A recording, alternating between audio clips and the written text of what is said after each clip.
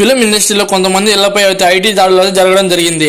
IT దాడులు ఎందుకు జరిగాయి, వాటికి గల కారణాలు ఏంటో ఈ వీడియోలో తెలుసుకోబోతున్నాం. ఈ వీడియో చాలా అంటే చాలా క్రియేటివ్ గా ఉంటుంది. మన ఛానల్ ఏమైనా first time please like and share and subscribe చేసి పెట్టుకోండి. 500 సబ్స్క్రైబ్ చాలా అంటే చాలా దగ్గరలో ఉన్నాం. బేసిక్ గా ఐటీ దాడులు ఎలా జరుగుతాయంటే, బేసిక్ గా బ్లాక్ మనీ ఎవరి దగ్గర ఎక్కువ ఉంటుందో వాళ్ళు సీక్రెట్ గా కనుక్కొని ఐటీ దాడులు చేయడం జరుగుతుంది.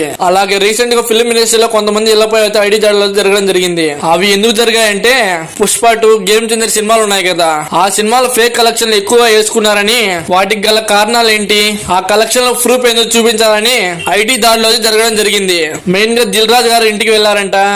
మైత్రి మూవీస్ ప్రొడ్యూసర్ వాళ్ళ ఇంటికి కూడా వెళ్లారంట. అసలు ఐటీ దాడులు ఎలా వెళ్ళాయి, ఒకేసారి ఫిల్మ్ ఇండస్ట్రీ పై ఇలా ఎలా జరిగింది, దీని వెనక ఎవరైనా ఉన్నారా, దీనికి చాలా కారణాలు ఉన్నాయని చెప్పుకోవాలి. ఎందుకు చెప్పుకోవాలంటే చాలా మంది ఆలోచిస్తున్నారు, ఒకేసారి ఇద్దరు ఇంటిపై ఎలా జరిగింది ఈ దాడి అని. అంటే ఐటీ దాడులు దిల్ రాజు గారు వాళ్ళ ఇంట్లో అంట బాగా చెకప్ చేశారంట, కానీ వాళ్ళ ఇంట్లో ఏమి దొరకలేదంట.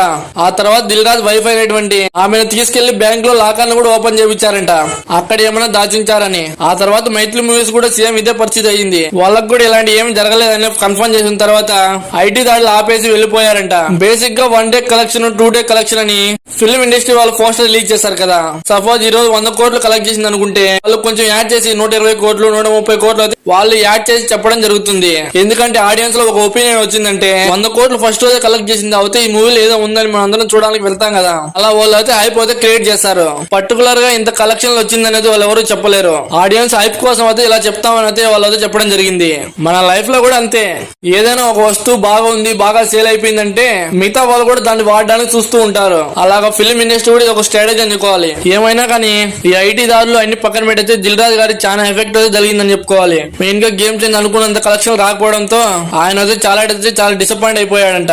సినిమా రిలీజ్ అయినప్పటి నుంచి ఎక్కడ ప్రమోషన్ లేవంటే ఊహించుకోవాలి మనం. ఎందుకంటే అన్ని రోజులు కష్టపడిన తర్వాత సినిమా రిలీజ్ చేసి ఒక్క ప్రమోషన్ కూడా చేయలేదంటేనే సినిమా ఏ రేంజ్ లో ఉండాలో మనం ఊహించుకోవాలి. ఏదేమైనప్పటికీ దిల్ రాజు గారు ఇవన్నీ మర్చిపోయి నెక్స్ట్ ప్రాజెక్ట్ తో మంచి కలెక్షన్ కొట్టాలని మర్చిపోతే కోరుకుంటున్నాను. అలాగే రామ్ చరణ్ గారికి కూడా.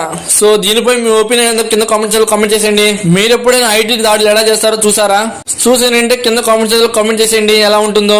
నేనైతే సినిమా చూడడం కానీ పర్సనల్ గా ఎప్పుడు చూసిందిలే. సో ఇది ఫ్రెండ్స్ మన వీడియో నచ్చినట్లయితే please like and share and subscribe పెట్టుకుని 500 సబ్స్క్రైబ్ చాలా అంటే చాలా దగ్గరలో ఉన్నాను. Thank you for watching and supporting me.